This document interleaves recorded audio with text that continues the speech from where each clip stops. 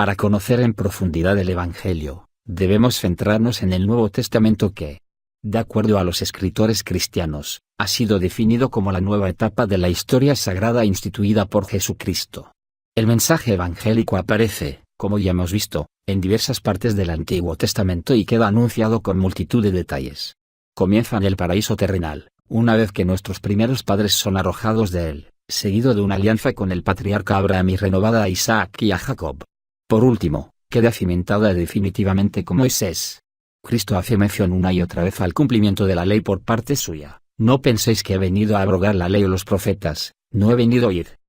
Capítulo y estudio del Evangelio, San Mateo, San Marcos, San Lucas y San Juan abrogaría, sino a consumaría, de modo que toda su enseñanza se ajusta a la ley judía, pero con unos ciertos matices renovadores. Habéis oído que se dijo, ojo por ojo y diente por diente, pero yo os digo, no resistáis al mal, y si alguno te abofetea en la mejilla derecha, dale también la otra. En este orden de cosas, el Mesías viene a salvar a la humanidad y a recalcar unos aspectos de la ley de Dios de acuerdo a una buena nueva de salvación. División del Nuevo Testamento. El libro del Nuevo Testamento se divide en 27 libros que fueron escritos en la segunda mitad del siglo I, dividiéndose en tres grandes grupos, los 4 Evangelios y los Hechos de los Apóstoles, que son libros históricos, las 14 epístolas de San Pablo y las 7 cartas católicas de carácter didáctico y, por último, el libro del Apocalipsis que, si bien forma parte íntegra del Nuevo Testamento, es un libro de características propias que se puede encuadrar en el de proféticos. Como ya vimos en un capítulo anterior, las promesas hechas en el Antiguo Testamento encuentran su cumplimiento en el Nuevo, en la figura de Jesucristo.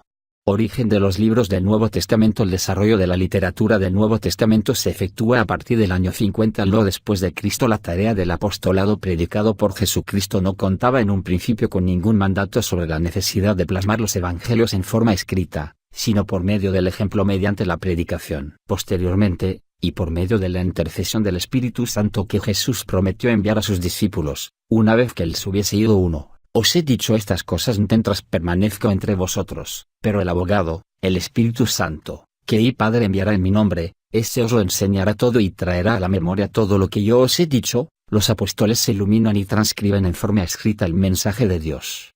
De modo que hay que entender que, el mensaje del Evangelio, a diferencia de todos los mensajes que se han dado al mundo, constituye una voluntad divina que siempre ha existido en forma potencial, aunque se revele de manera concreta con la primera Juan 4, 25-26.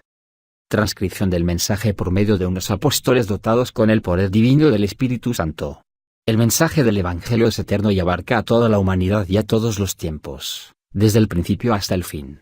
Es lógico que un mensaje de estas características impactase y transformase al mundo de la forma en que lo hizo, como más tarde veremos. Cronología de la vida de nuestro Señor Jesucristo.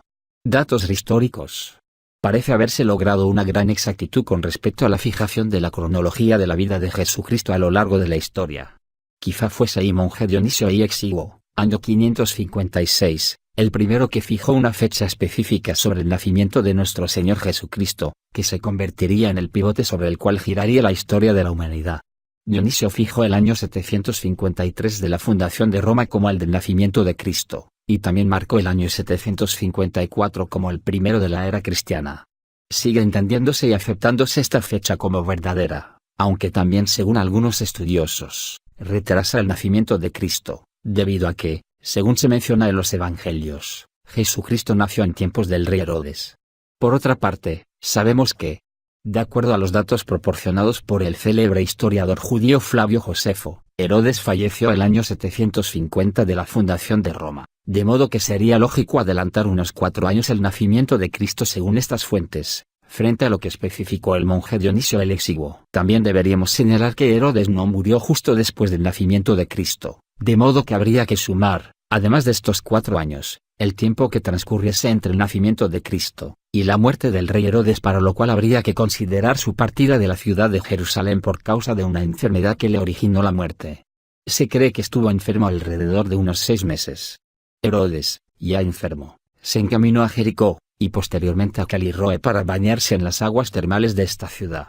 Como quiera que no consiguió alivio, regresó a Jericó donde murió con toda probabilidad en la primavera del año 750. Cuando los Reyes Magos fueron a ver al rey Herodes, el monarca se encontraba en Jerusalén, por lo cual es lógico concluir que el nacimiento de Jesús se produjese antes de la muerte de Herodes por lo menos con 6 meses. Capítulo y estudio del Evangelio, San Mateo, San Marcos, San Lucas y San Juan. Meses de antelación. Existen, también, otra serie de acontecimientos que hay que considerar, como es la edad que supuestamente tendría en aquel momento el Señor Cristo cuando Herodes mandó matar a los inocentes, puesto que en la orden de Herodes de matar a los niños menores de 2 años, también estaría incluido Jesús, por lo cual no podría contar en aquel momento con más de esta edad, es decir, 1 año aproximadamente. Por todas estas razones, parece lógico suponer que habría que adelantar la fecha del nacimiento de Cristo respecto a la que fijó Dionisio, en base a una serie de períodos, alrededor de 4 años, debido al error efectuado en el cómputo del comienzo de la era cristiana con relación a la fundación de Roma. B. Añadir 1 año, que sería la edad que se supone tendría Jesús cuando se produjo el asesinato de los santos inocentes, dato fiable si nos atenemos a los cálculos que efectuó Herodes cuando supo que Jesús contaría con 1 o 2 años de edad. C. Incrementar 6 meses por la enfermedad del rey Herodes. Todos estos datos nos permiten movernos en una fecha específica, y con un límite mínimo con respecto al nacimiento de Cristo, que nos sitúa en torno al año 748 de la fundación de Roma, equivalente al antes de la era cristiana. La fecha del año 748 de la fundación de Roma debe ponerse más o menos como tope, debido a que San Lucas afirma en su Evangelio que Juan bautizó a Jesús cuando éste contaba con unos 30 años de edad, y tuvo lugar el año XV del imperio de Tiberio César I, fecha que, más o menos, correspondería al 780 o quizá al 781 de la fundación de Roma, es decir año 27-28 de la era cristiana. De aquí se deduce que, para entonces, Jesús contaría con unos 32 o 33 años cuando recibió el bautismo de Juan y comenzó su ministerio público, edad que coincide con los datos aportados por Lucas en su Evangelio 2, todo lo cual sitúa el nacimiento de Jesús alrededor del año 748 de la fundación de Roma, año B antes de la era cristiana o, como 1 Lucas, 3,12, 21-23. 2 Lucas, 3, 23. Capítulo y estudio del Evangelio, San Mateo, San Marcos, San Lucas y San Juan. Año 746 B antes de la era cristiana. Ministerio público de Jesucristo. El ministerio público de Jesucristo empieza poco después de haber sido bautizado por Juan Bautista, según aparece en Mateo 3,13-17, Marcos 1,9-11 y Lucas 3,21-22. También se sabe, según los testimonios de Mateo 3,1-13, Marcos 1,49, Lucas 3,1-21 y Actos 1,22, 10,37-38, que este ministerio público debió comenzar muy poco después del bautismo de Jesús. Quizás sea Lucas el evangelista que aporta más datos testimoniales, o el que más enfatiza, de hecho, que el comienzo del ministerio público de Jesús se originase a partir del bautismo de Juan. Para muchos especialistas, Lucas quiso, precisamente, subrayar este hecho concreto. Esto lo narra el evangelista diciendo que Juan empezó a predicar el año 1541 imperio de Tiberio César, siendo Poncio Pilato procurador de Judea, Herodes tetrarca de Galilea, su hermano Filipo tetrarca de Iturea y de la región de Traconitide, y Lisanias tetrarca de Abilene, bajo el sumo sacerdote Anás y Caifás. Por supuesto que todos estos datos pueden ser corroborados históricamente, ya que Augusto nombró a Tiberio para que gobernase las provincias orientales alrededor del año 765 de la fundación de Roma, año 12 de la era cristiana. Así pues, el año 15 de Tiberio correspondería al año 780 de Roma y al 27 de la era cristiana, año del bautismo de Cristo y del comienzo de su ministerio. Calculando que Jesús tuviese unos 32 años de edad, concordaría perfectamente con la edad dada por San Lucas. Resulta posible, también, que el año 15 de Tiberio se tuviese en cuenta a partir de la muerte de Augusto, el año 767 de Roma, año 14 signo de exclamación abierta de la era cristiana. Esto hace pensar que fue 1 año y 8 meses después de la asociación de Tiberio al imperio, aunque si valoramos que en aquella época se daba el valor de 1 año completo al tiempo que transcurría entre la subida al trono de un emperador y el final del año civil, habría que asumir que el primer año del imperio de Tiberio se produjo en los meses de agosto a diciembre del año 767 de Roma, equivalente al 4 de la era cristiana. Todo ello retrasaría el bautismo de Cristo en 1 año, fijándolo en el 781 de la 1 Lucas 3, 1-2. 2 Lucas 3, 23. Capítulo y estudio del Evangelio, San Mateo, San Marcos, San Lucas y San Juan. Fundación de Roma, año 28 de la era cristiana. Según esta hipótesis, es posible que Juan tuviese 33 años, aunque no concordaría con Lucas en su evangelio.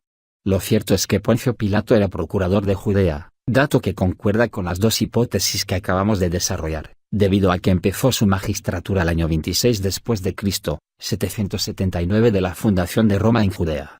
Este dato sugiere que Jesús habría comenzado su ministerio público no antes del año 26 de la era cristiana. San Lucas no aporta datos más precisos en su evangelio, pero sí los confirma, puesto que Herodes Antipas fue tetrarca de Galilea entre el año 4 antes de la era cristiana y el año 40 después de la era cristiana, tal y como aparece en su evangelio. Filipo fue tetrarca de Iturea desde el año 4 a.C. hasta el 34 después de Cristo, y Lisanias acabó su gobierno el año 37 después de Cristo. El signo de interrogación abierta. Riador Flavio Josefo menciona que Anás fue elegido el año B después de Cristo, y fue posteriormente depuesto por el procurador romano Valerio Grato el año 15 de la era cristiana. Hubo otra serie de personajes que contaron con una autoridad importante, si no jurídica, si por lo menos moral, como fue el caso de Anás, que colaboró en el proceso de condena de Jesucristo. Ministerio público de Jesús. En ninguno de los evangelios se cita la duración del ministerio público del Señor, aunque San Juan da una información suficiente que permite conocerla, pues menciona específicamente 3 Pascuas que se refieren a 3 años concretos. En la primera, Jesucristo está en Jerusalén.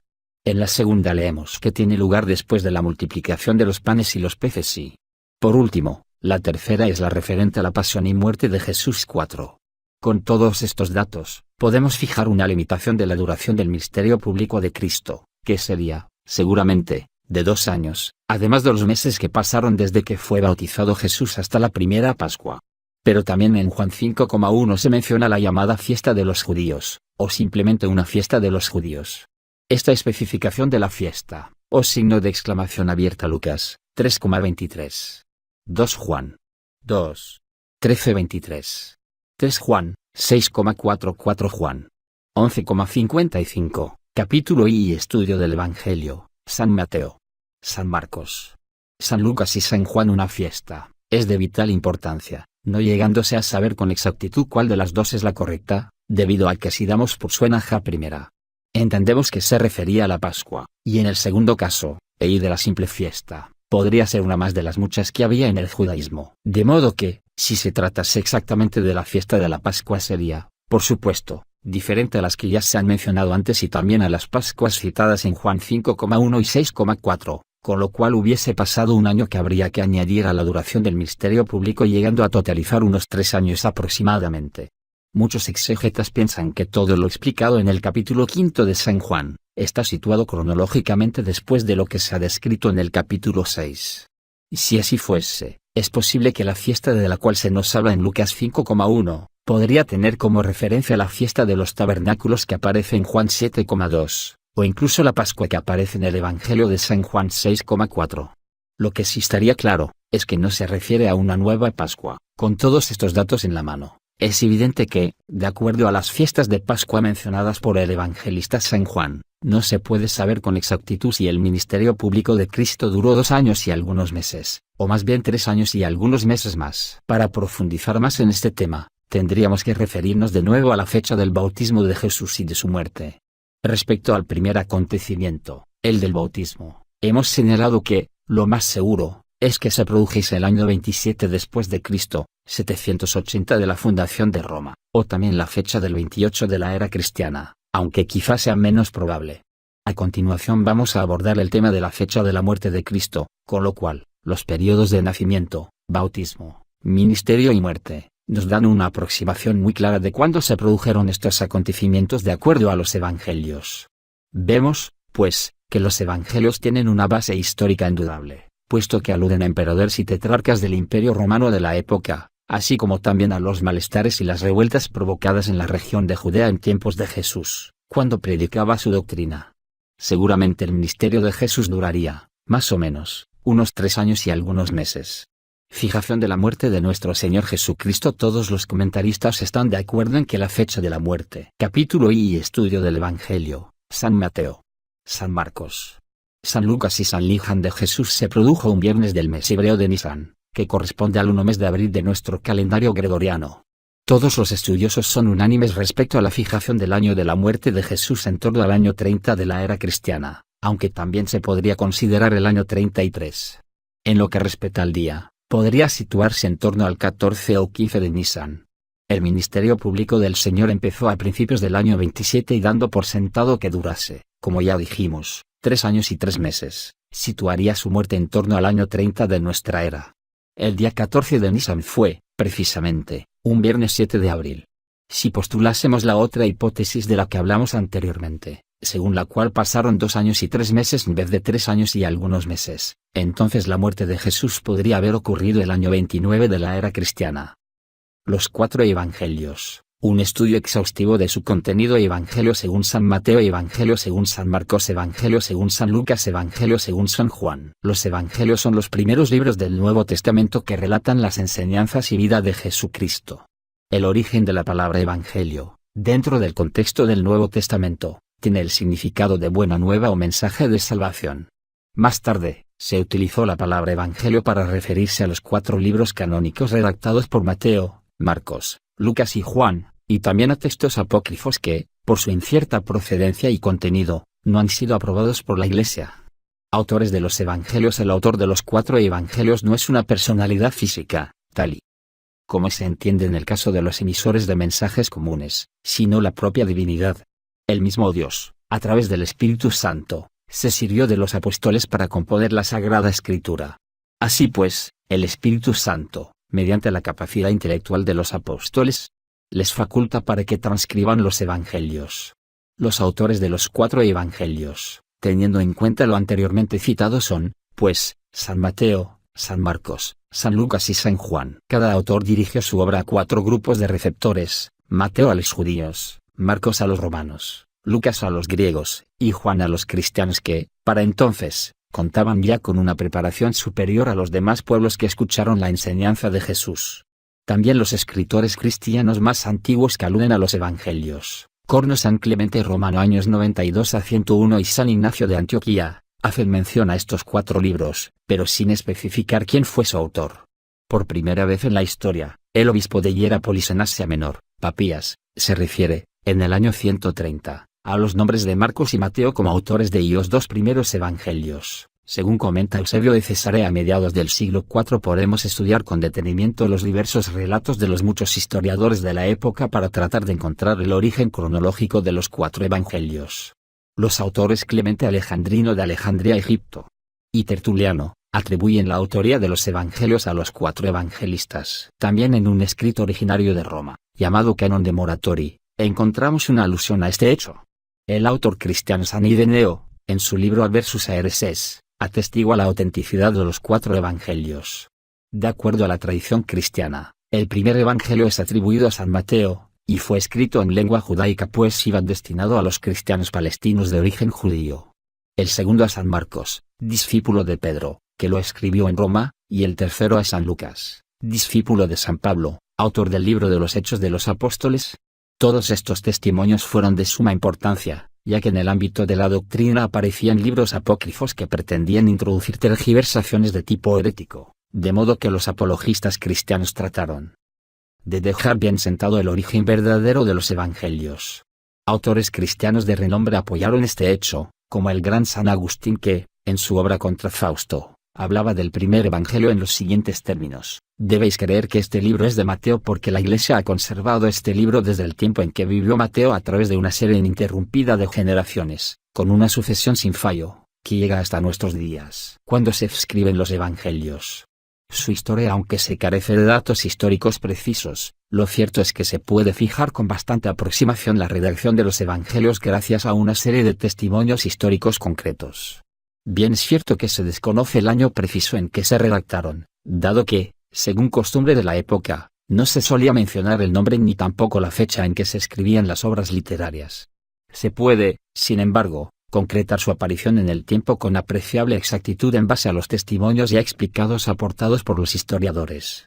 Lo que sí parece claro, es que el primer evangelio fue escrito por San Mateo en lengua hebrea, de acuerdo al testimonio del obispo de Hierápolis, Papías, en su explicación de las sentencias del Señor que, a su vez, se han conservado como consecuencia de las citas efectuadas por Eusebio en su Historia Eclesiástica, 111,39. También se citan en esos testimonios que, posteriormente San Marcos escribe en Roma lo que había oído predicar a su maestro San Pedro. Algunos padres de la Iglesia son de la opinión que, el evangelista, redactó su obra a la muerte de Pedro y otros, opinan que lo hizo en vida del apóstol. En lo que respecta al Evangelio de San Lucas, la tradición cuenta que fue transcrito de lo que el autor había oído, tanto de boca de los apóstoles, como de otras fuentes.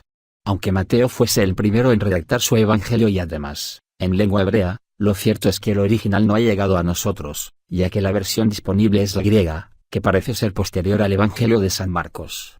Los especialistas parecen estar de acuerdo, sin embargo, en que el Evangelio de San Juan fue el último que se escribió, posiblemente en Efeso.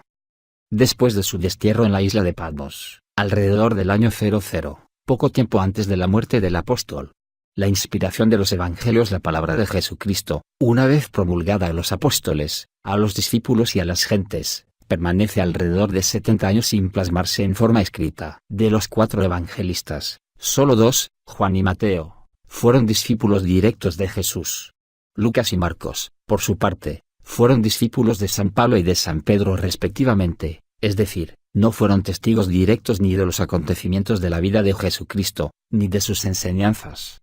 Es obvio que hasta el día en que fueron puestos por escrito, los evangelios se transmitieron de forma oral a partir del día de Pentecostés. Algunos eruditos han definido 3 partes bien concretas en la predicación del evangelio: a. La predicación de Jesús; b. La transmisión de la buena nueva por los apóstoles; y c. La transcripción de los evangelios mediante el Espíritu Santo.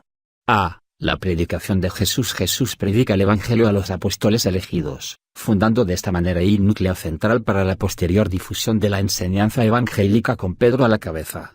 A lo largo de los años, los apóstoles son ya capaces de entender el significado profundo de la misión de Cristo, que más tarde quedará sellada con su posterior muerte, resurrección, ascensión a los cielos y envío del Espíritu Santo. Una vez que Jesús abandona el mundo, hace una promesa inmortal a los discípulos, y es la venida del Espíritu Santo. Os he dicho estas cosas mientras permanezco entre vosotros, pero el abogado, el Espíritu Santo, que el Padre enviará en mi nombre, ese os lo enseñará todo y os traerá a la memoria todo lo que yo os he dicho. Apóstrofe. De tal forma que los apóstoles van a recibir del Espíritu Santo Confortador, la enseñanza más elevada. La resurrección es el preámbulo de la vida eterna, y es donde se cumplen los sagrados evangelios con la conquista definitiva de la muerte por parte de Jesús. Los discípulos ya entienden de manera definitiva la verdadera misión de signo de exclamación abierta. Juan 14, 25.26. 365. La enseñanza de Jesús, así como la divina tarea y responsabilidad de propagarla por todo el mundo. Como colofón a su enseñanza, y una vez resucitado, Jesús muestra a todos los apóstoles que en él se había cumplido la Escritura, pero todo esto sucedió para que se cumpliesen las Escrituras de los profetas. Entonces todos los discípulos le abandonaron y huyeron. Algunos discípulos todavía tenían dudas respecto a los acontecimientos que se estaban desarrollando, y no acaban de creer firmemente en las palabras de Jesús, ni siquiera después de que hubo resucitado el Señor. Es el caso de Tomás que, viendo a Jesús, aún permanece con la mente turbada.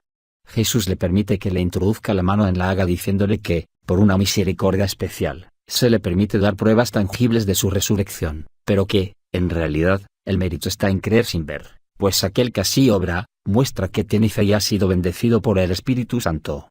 Luego dijo a Tomás: alarga acá tu dedo y mira mis manos, y tiende tu mano y métela en mi costado, y no seas incrédulo, sino fiel. Respondió Tomás y dijo: Señor mío y Dios mío.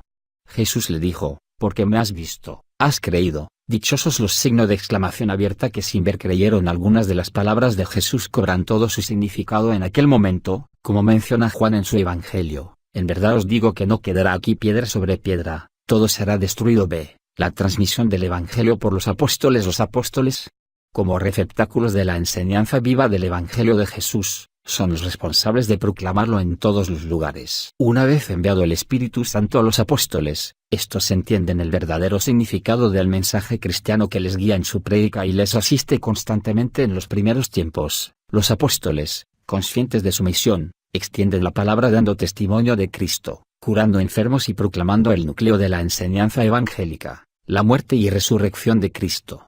También reafirman la doctrina a los recién convertidos para ayudarles a profundizar más en el conocimiento, con el fin de que adecuasen su vida a los principios evangélicos.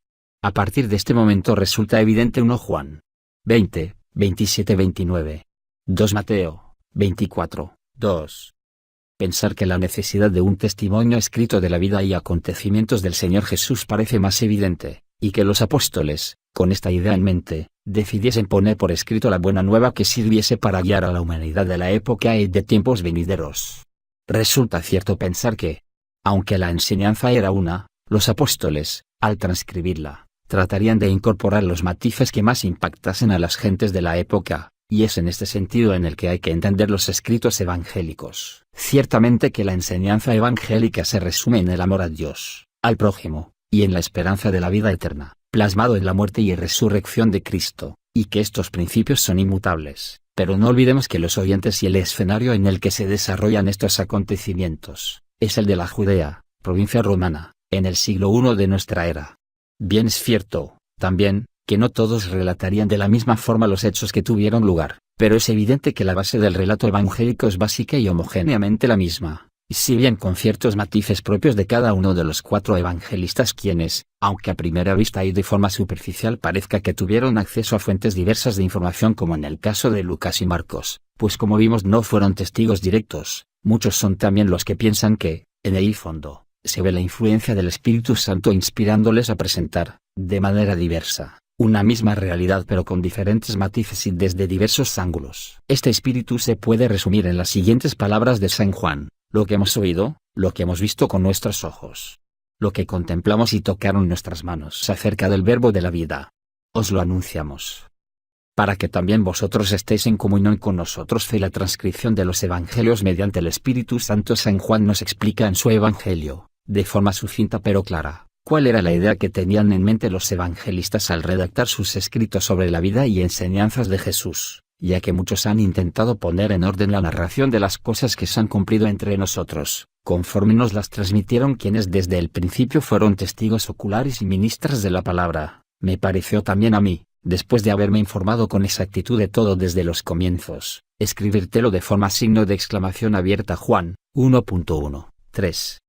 Ordenada, distinguido Teófilo, que conozcas la indudable certeza de las enseñanzas que has recibido. Resulta lógico pensar que los apóstoles tratan de poner por escrito, con el mayor rigor posible, las enseñanzas recibidas de Jesús para que se transmitan a todos aquellos sedientos de conocer más sobre la doctrina y la vida del Maestro, para lo cual cuentan con sus recuerdos personales, así como con la propia predicación apostólica. Acuden a escritos que ya existían, crónicas sobre la vida de Jesús o incluso palabras suyas. Es lógico que hubiesen recogido la información aparecida en las crónicas de los historiadores, y las hubiesen ensamblado con la idea de redactar una información clara y evidente para los receptores. Con esta idea en mente, algunos de ellos matizan más algunos aspectos que otros de la vida del Señor y, sobre todo, visto desde la perspectiva de la fe, son los grandes inspirados del Espíritu Santo para transcribir los acontecimientos más importantes y vitales de Jesús. En este sentido, el final del Evangelio de San Juan es toda una revelación. Hay, además, otras muchas cosas que hizo Jesús, y que si se escribieran una por una, pienso fe uno o ni aun el mundo podría contener los libros que se tendrían que escribir en algunos casos. Los propios evangelistas fueron cronistas de los acontecimientos, pero siempre con una intención más profunda que la simple transmisión de la información, tal como la entendemos actualmente. Ellos tratan de aclarar aspectos de la enseñanza evangélica en torno a algún suceso. Otras veces inciden en algún pasaje que pueda resultar confuso al lector, otras, inciden en un lugar preciso. No por una simple intención geográfica, sino con el fin de enfatizar algún punto concreto de la enseñanza. Los evangelistas no fueron simples cronistas, como los que ya existían por aquel entonces y a millares, sino portavoces de un mensaje eterno, cuyo resultado viene dado por esa frase evangélica: por sus frutos los conoceréis. Nunca mejor aplicada esta frase a los propios evangelios, que han dado prueba de una fortaleza y una vigencia extraordinaria después de casi 2000 años de existencia. Las viejas crónicas de los eruditos, los estudios certeros de historiadores y exegetas, si bien no se han perdido, si al menos se han arrinconado, mientras que los evangelios hacen gala de una potente savia, que ha sido la semilla regeneradora de nuestra sociedad actual. Es aquí donde cobra todo su significado el motivo de nuestra tesis: el mensaje del Evangelio en los medios, y su influencia en la cultura occidental, pues ha resultado ser un mensaje a prueba de acontecimientos históricos, geográficos, políticos, sociológicos, que tanto ha marcado, pero por encima de los cuales ha permanecido siempre como una luz guiadora que ha inspirado a algunas de las mentes más brillantes y, sin duda, a todos los corazones más magnánimos a lo largo de la quebrantada historia de la humanidad. En esto radica la fuerza del mensaje. No se trata, como ya mencionamos en algún lugar de esta tesis, de un simple mensaje de los miles lanzados al mundo, muchos de los cuales le enloquecen, sino de uno, simple y vital, que ha servido para crear una civilización a lo largo de 2 milenios y todavía inspira a gentes de todas las latitudes a seguir perseverando en las tareas más sublimes del espíritu, la dedicación, la templanza, la caridad, el misticismo, las letras, las artes, el pensamiento, etc. Los evangelios, 3 de los 4 evangelios que presentan una serie de similitudes muy concretas y coinciden plenamente, son conocidos con el nombre de sinópticos ya que, por medio de una sinopsis, exposición general de una materia o asunto, presentados en sus líneas esenciales, se pueden apreciar sus similitudes. Los exégetas nos hablan de que los evangelios sinópticos presentan una concordia discors, es decir, poseen diferencias determinadas dentro de un marco de similitud coherente. Difieren entre sí respecto a numerosos episodios, sobre todo en dónde y cómo ocurren ciertos hechos, originándose el llamado problema sinóptico, que ha sido objeto de estudio de muchos expertos y eruditos escrituristas aunque no se haya podido establecer una base para explicar estas notables diferencias. Sí se han postulado unas pautas de estudio que permiten arrojar cierta luz al respecto. Todo apunta a pensar que los 3 evangelistas se sirvieron de documentos para redactar sus obras, y que tanto Mateo como Lucas emplearon parte de estos escritos que ya hubiese utilizado Marcos, reconocido como primer autor de los evangelios. Por otra parte, se cree que, o bien el apóstol Lucas escribió su evangelio basándose en el de Mateo, o este utilizó el de aquel. Mucho se ha estudiado y dicho sobre este tema, originándose lo que se ha dado en llamar la cuestión sinóptica, que se ha estudiado desde múltiples perspectivas y ángulos, y cuyas teorías son de lo más variadas. Dejando aparte las diversas teorías, lo cierto es que, sucintamente, se tienen datos sobre la forma en que aparecieron los evangelios. El primero de ellos fue el de San Mateo, escrito en la lengua de los judíos. A continuación aparece el de San Marcos y el de San Lucas respectivamente. Muchas de las coincidencias entre ambos se explicarían con la teoría de que se inspiraron en el Evangelio de San Mateo. Otros eruditos son de la opinión que Lucas pudo trabajar con los primeros escritos que contenían información sobre la vida de Jesús, y que sirvieron posteriormente para la redacción de la versión griega del Evangelio de San Mateo, lo cual podría explicar la similitud entre ambos evangelios. También se da como probable que en la redacción de la versión del Evangelio de San Mateo en griego, se tuvo delante el Evangelio de San Marcos, lo cual explicaría asimismo los puntos en común entre los 2 evangelistas, ausentes en el de Lucas. Este, por su parte, se sirvió del Evangelio de San Marcos, pero no de la versión griega, dato que aclararía el parecido existente entre Marcos y Lucas, ausente en el de Mateo. Aparte de todas estas consideraciones, lo cierto es que 2 de los evangelistas bebieron directamente de la fuente del conocimiento de Jesús, y los otros 2 contaban con el testimonio de un discípulo directo.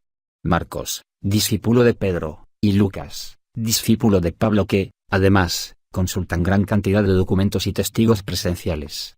El Evangelio de Juan apóstol se suele clasificar aparte de los sinópticos por contener notables diferencias, y en algunos contenidos parece enfatizar aspectos diversos que no se mencionan en los sinópticos.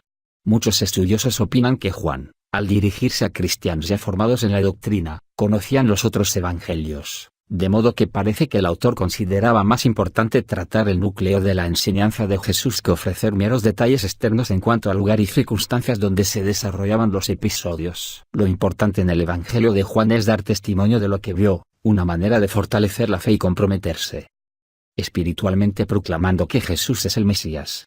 Veracidad histórica de los evangelios. Los evangelios nos cuentan hechos relacionados con la vida de Jesús, pero ese no es su objetivo primordial pues, independientemente de utilizar el marco histórico como referencia lógica de unos acontecimientos que tuvieron lugar en un momento dado de la historia, desean dar, ante todo, testimonio de Jesucristo con un fin trascendental.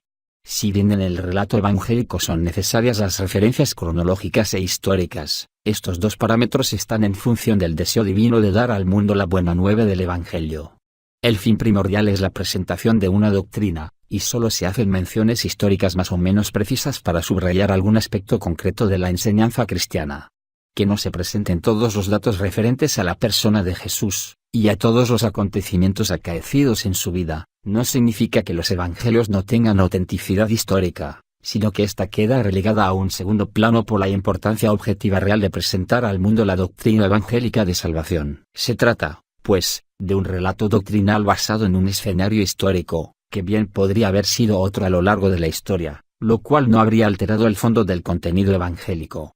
Otro aspecto digno de mención en referencia a la forma en que están escritos los evangelios, es que sus autores no solo hacen el papel de unos historiadores, sino que también desempeñan la tarea de apóstoles o propagadores de la fe, en tanto en cuanto ellos mismos, además de narrar los acontecimientos, también los explican para recalcar aquellos aspectos de la enseñanza de Cristo que creen más importante. Pero ellos le decían, ¿dónde está tu Padre? Respondió Jesús, ni a mí me conocéis ni a mi Padre. Si me conocierais a mí, conoceríais también a mi Padre. Estas palabras las dijo Jesús en el gazofilacio, enseñando en el templo, y nadie puso en él las virgulillas o manos, porque aún no había llegado su hora al tratar los evangelios, un tema trascendental que se refiere a un mensaje sobrenatural. No podemos comparar la importancia de su propio aspecto histórico con otros mensajes que meramente narran acontecimientos históricos vulgares, y cuya importancia viene dada precisamente por el 1 Juan 8, 19-20. Contexto de la historia, y no por el contenido real del mensaje, que carece de trascendencia espiritual. Por poner un ejemplo, podemos citar que la muerte y crucifixión de Jesucristo son datos fácilmente verificables mediante relatos de los historiadores de la época. Pero el contenido real de estos hechos escapa a los ojos de los incrédulos o de aquellos que quieren ver en la vida de Jesús unos simples hechos históricos. Si se considera el Evangelio, pues, desde el punto de vista histórico, simple y materialista, se perderá de vista su verdadero valor, que no radica en estos acontecimientos, sino en el mensaje que se encuadra en los mismos. Ver en los relatos evangélicos un mero episodio histórico, es infravalorar su contenido. En otras partes de los evangelios, las pequeñas alusiones a la vida de Jesús son tan cortas, que no pueden conocerse por fuentes externas a los propios relatos evangélicos, y es aquí donde estos sirven precisamente como texto histórico único. La autenticidad de los evangelios es un hecho, en primer lugar, por el testimonio de los apóstoles que conocieron a Jesús directamente, y en segundo lugar, por parte de los que escribieron sobre él, basándose en lo que le habían contado discípulos directos, además de otros múltiples testimonios escritos y hablados de personas relacionadas con el Maestro, tanto historiadores de la época, como personas simples, que habían tenido acceso a la compañía de Jesús. Autenticidad de las traducciones. Muchos estudiosos del Evangelio, aunque reconozcan la veracidad histórica de los mismos y su autoridad espiritual, se plantean algunas dudas sobre la exacta traducción de los textos evangélicos, ya que al haberse vertido a diversas lenguas, su significado puede haberse alterado en ciertos aspectos. Por supuesto que los evangelios tal y como han llegado hasta nuestros días, habrán sufrido modificaciones en sus versiones originales debido a las traducciones realizadas a lo largo de los siglos. Hay que entender que las personas que efectuaron semejantes tareas no fueron ni discípulos directos de Jesús, ni tuvieron acceso a una información de primera mano. De aquí que aceptemos que los evangelios pudiesen haberse visto alterados en diversos aspectos semánticos a lo largo de los siglos. Por otra parte, tales consideraciones carecen de verdadera importancia para el creyente, o incluso para el historiador, puesto que se trata de aspectos de una importancia secundaria que pudiesen referirse a simples alteraciones que, en ningún caso modificarían la base central del mensaje evangélico, la importancia de la realidad histórica de Jesucristo, de lo cual dan fe los evangelios y los historiadores de la época. Si nos planteamos la posibilidad de una ligera deformación de las palabras originales del evangelio al verterlas a nuestras lenguas modernas, habremos perdido algunos matices de la vida de Jesús, aunque en realidad no sea lo más importante de su mensaje. Jesús como figura histórica y como personaje trascendente. Hay dos formas de ver a Jesús, como personaje histórico y como salvador de almas. Por supuesto que la primera es caldo de cultivo para mentes inquisitoriales que tratan de buscar tres pies al gato con malabarismos intelectuales, y la segunda es evidente a la luz de la fe, y también por la experiencia de aquellos que se toman la molestia de poner en práctica las verdades mencionadas en los evangelios y tienen un testimonio de primera mano de las mismas a través de su experiencia personal. La doctrina, clave del impacto evangélico. La práctica de la doctrina del evangelio es la clave para entender su impacto en el mundo. El mensaje evangélico es sublime. Es importante, por supuesto, como ya mencionamos anteriormente, la evidencia histórica de los evangelios, al igual que la seguridad de que su traducción ha sido lo más correcta posible, pero como simples anécdotas de lo que realmente quieren presentar al hombre, la buena nueva de la venida de Jesucristo y su misión salvadora. Lo demás es aleatorio. El hecho de que la criatura humana crea o no en ciertos puntos teológicos, no hace que los mismos sean menos ciertos, ni vayan a tener que depender de la sanción humana para dejar de serlo.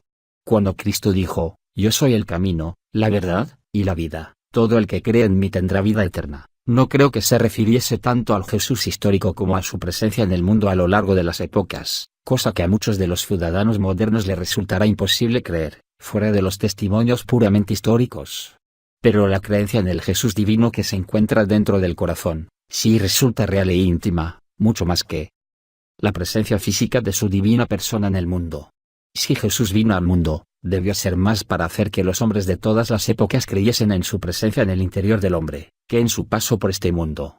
El reino de Dios se halla dentro de vosotros, virgulilla. Con estas palabras Jesucristo definía su permanencia trascendental entre nosotros en preferencia a una ínfima parte de su presencia física entre los hombres. Miles fueron las personas que le vieron en su forma física cuando anduvo por tierras de Galilea, cuantos, viéndole, y por tanto creyendo en que existía, se salvaron por ese mismo hecho y le aceptaron. No demasiados. Por el contrario, cuántos han sido los que, siglo tras siglo, han creído en su testimonio y le han experimentado, no estando él ya físicamente en este mundo. A lo largo de 2000 años de historia, el testimonio de santos y místicos avalan la respuesta. Innumerables han sido las personas laicas y religiosas que le han sentido, le han realizado, y han dado testimonio silencioso y locuaz de su presencia entre nosotros. De modo que la creencia histórica de Jesús mediante el testimonio también histórico, debe ser una plataforma suficiente para lanzarnos a la búsqueda del verdadero Jesucristo que todo lo penetra. La creencia de un ser humano, limitado como es, en un principio espiritual, no despoja a este principio ni de su verdad, ni de su existencia, ni tampoco debiera ser regla para medir la evolución espiritual de una persona. La existencia histórica de Jesucristo está demostrada mediante testimonios de la época, muchas de cuyas fuentes, además, no fueron de cristianas. El mensaje evangélico está más que claramente expuesto. Tiene verdadera importancia determinar aquellos pasajes que han sido alterados por las traducciones. ¿Han cambiado algunos aspectos de su vida? Quizás sí, repito, para aquellos que se interesan de forma superficial en su contenido, pero jamás para los que quieran utilizar los evangelios como una guía para profundizar en el océano de la conciencia de Dios, y así entender el verdadero sentido de su mensaje. Tampoco por ello la buena nueva evangélica pierde su tremenda fuerza espiritual, y este es otro punto que hay que tener en cuenta, independientemente de las supuestas alteraciones que hayan podido sufrir los evangelios en sus traducciones, posee un impacto evidente, ya que a lo largo de la historia, con alteraciones o sin ellas, han sido capaces de cambiar el 374 rumbo de la humanidad a lo largo de estos 2000 años de historia de la cristiandad, y qué duda cabe que lo seguirán haciendo en años venideros. 375 al Evangelio según San Mateo. A él, igual que sucede en otros libros sagrados, en el Evangelio de Mateo no aparece el nombre de su autor. El propósito de una obra religiosa como los Evangelios no es manifestar las opiniones de quien las redacta, sino simplemente dar testimonio de la persona de Jesucristo y, accidentalmente, de los acontecimientos que se desarrollaron en torno suyo. El motivo claro de los 4 evangelistas al redactar los Evangelios, no es dar un testimonio histórico, aunque realmente sirva como base, sino presentar al Cristo que estuvo en este mundo y, sobre todo, explicar y aclarar la trascendencia del papel humano y divino que desempeñó Jesucristo, eso sí, aderezado de una serie de acontecimientos históricos en los cuales se la vida, los milagros y, finalmente, la muerte de Jesús. Por supuesto que cada uno de los 4 evangelistas dan testimonio del mismo mensaje. Empezando por el nacimiento de Jesús, su posterior bautismo por San Juan, comienzo del ministerio público, milagros, muerte y el punto culminante que es la resurrección. El Evangelio de Mateo fue escrito probablemente para los judíos cristianos. Su punto central es la exposición del mesianismo de Jesús, que cumple las profecías del Antiguo Testamento, enfatizándose el paralelismo existente entre sus enseñanzas y las de la ley judaica, remontando la genealogía de Jesús con la de Abraham. Mateo desempeña un papel específico, de hecho, aparece en el Evangelio desempeñando tareas de publicano. Disfruta de una posición económica solvente, y cuenta con gran cantidad de amigos, como se pone de manifiesto en varios pasajes del Evangelio. Jesús le llama al apostolado, y Mateo, jubiloso, ofrece un banquete a sus amigos. El apóstol nos habla de su primera llamada, cuando nuestro Señor Jesucristo se dirige directamente a él con firmeza para que le siga, lo cual provoca en Mateo un impacto tan grande, que le hace abandonar su actividad de recaudador de impuestos para seguir a Jesús. También en otros evangelios 2 aparecen datos sobre Mateo. Se le conoce con el nombre de Leví. En Marcos 2,14, se menciona la extensión de su nombre, Leví el de Alfea. Más tarde, Jesús vuelve a elegir de nuevo a San Mateo después de una noche de oración, para que se convierta en apóstol. Mateo es uno de los 2 evangelistas que, al igual que Juan, es testigo directo de todos los acontecimientos de la vida de Jesús. Es lamentable que, ni en los 4 evangelios, ni en el libro de los Hechos de los Apóstoles, se aporten datos suficientes sobre la vida de Mateo. Solamente conocemos, gracias a algunos testimonios de antiguas tradiciones como los escritos cristianos de Clemente de Alejandría, San Ireneo y Eusebio, allá por los siglos I y Alib, que Mateo estuvo durante algunos años en Palestina predicando con los demás apóstoles, y fue uno de los artífices del primer movimiento de la antigua iglesia primitiva. Según algunos estudiosos, fue precisamente en este período cuando escribió su evangelio. Se sabe también que, posteriormente, evangelizó a algunas naciones, aunque no existe un testimonio histórico concreto. Se cree que estuvo en países tan lejanos como Abisinia y Persia. Por último, y para concluir este conjunto de datos de su vida, señalemos que no se tiene ninguna información concreta sobre la fecha. 1 Mateo 9, 10-13, Marcos 2, 15-17, Lucas 5,29-32. 2 Lucas 5,27. 3 Mateo 9, 9-12. El lugar y las circunstancias de su martirio. Cuando se compuso el Evangelio. Gracias al testimonio de algunos escritos antiguos, podemos saber que fue Mateo el primer apóstol que redactó el Evangelio de Jesucristo en lengua hebraica, la que en aquellos tiempos hablaban los judíos de Palestina. De todas formas existen contradicciones, pues algunos exégetas son de la opinión que el idioma utilizado para redactar el Evangelio fue el arameo. Este confusionismo se debe a que no se ha podido conservar copia original alguna, sino que se han conocido alusiones de su existencia a través de diversas fuentes. Posteriormente se utilizó como canónico el texto en griego del Evangelio usado en los documentos cristianos que se conservan desde finales del siglo I. Se sabe que Mateo escribió su Evangelio en arameo mucho antes que los demás evangelistas y por supuesto, antes de la redacción del texto en griego, cuya autoría tampoco se sabe con exactitud si se puede atribuir al apóstol, o a otro redactor de la antigua cristiandad. En el año 1911, concretamente el 19 de junio, la Pontificia Comisión Bíblica afirmó que la composición original en arameo, o quizá en hebreo, del Evangelio de San Mateo, dataría del año 70 antes de la destrucción de Jerusalén, y también antes de que San Pablo se trasladase a Roma en el año 60 de nuestra era. No cita, sin embargo, cuándo se efectuaría la transcripción al griego, pero afirma, sin embargo que, debido a los testimonios de los santos padres y de los antiguos escritores eclesiásticos, la redacción griega del propio Evangelio de San Mateo es muy parecida al original escrito en lengua judía. Finalidad del mensaje del Evangelio de San Mateo persigue el mismo objetivo que los otros 3 evangelios, como ya comentamos al principio, y es comunicar la creencia de que Jesús, Hijo de Dios, es el Cristo o Mesías anunciado en el Antiguo Testamento, y que en él se cumplen las antiguas profecías. Resultan de vital importancia las alusiones a la resurrección como punto de partida del mensaje de salvación, y Mateo, al igual que los otros 3 evangelistas, resalta aquellos aspectos de la enseñanza de Jesús que, de acuerdo a sus vivencias, personalidad propia y finalidad del Espíritu Santo, 378 estima que mejor pueden ayudar a entender la doctrina. Más adelante, en esta tesis, aparece un estudio comparativo de las parábolas y milagros de los 4 evangelistas en el Nuevo Testamento que muestra las alusiones comunes a estas enseñanzas y acontecimientos sobrenaturales que permitirán al interesado profundizar más en el estudio e intención de estos apóstoles en la redacción de sus evangelios. Contenido literario. El contenido básico del Evangelio de Mateo, tanto por sus alusiones a la enseñanza de Jesús como por la secuencia de las mismas, es semejante a la de los otros 3 sinópticos. En primer lugar, aparece el nacimiento e infancia de Jesús, para pasar posteriormente a su misión que se inicia con el bautismo por parte de Juan. Sigue el ministerio público de Jesús en Galilea, y la llamada a los 12 apóstoles. A continuación, comienzan las enseñanzas y los milagros. Posteriormente se narran los viajes de Jesús y sus discípulos por tierra prometida predicando la doctrina, curando enfermos y cumpliendo lo que ya se había profetizado en el Antiguo Testamento. para finalizar con el ministerio público en Judea y Jerusalén, la historia de su pasión y muerte y, por último, la resurrección gloriosa y las apariciones.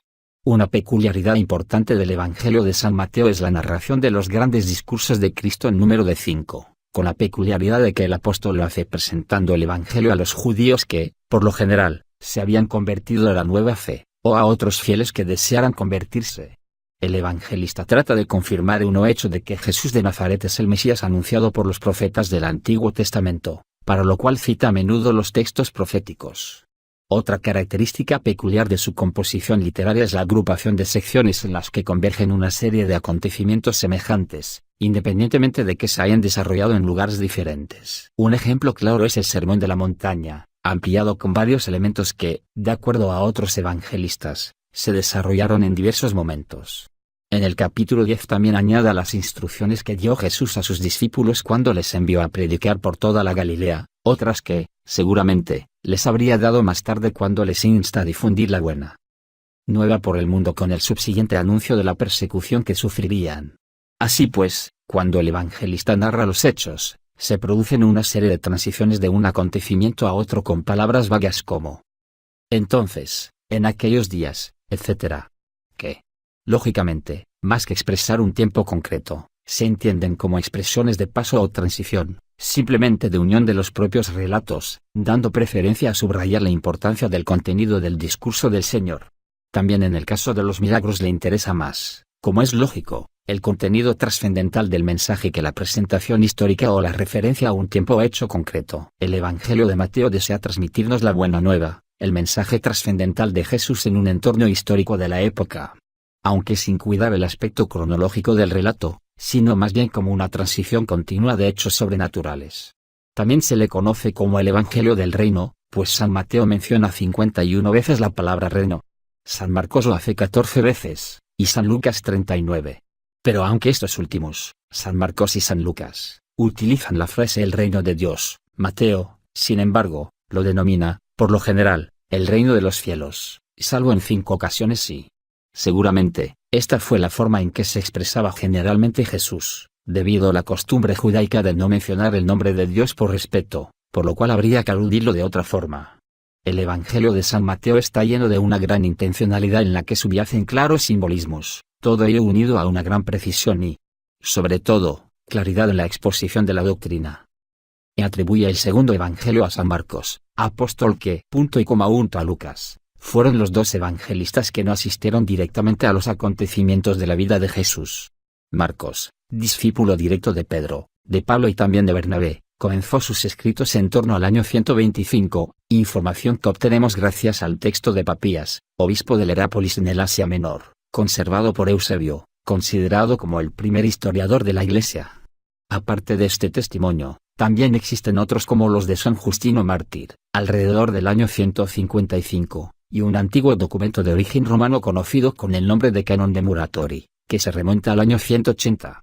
Información sobre la autoría por parte de Marcos de este Evangelio, aparece en varios pasajes de la obra Contra los herejes de San Ireneo, que apareció a finales del siglo II. Los autores tanto orientales como occidentales de todos estos documentos, citan a San Marcos como autor del segundo Evangelio.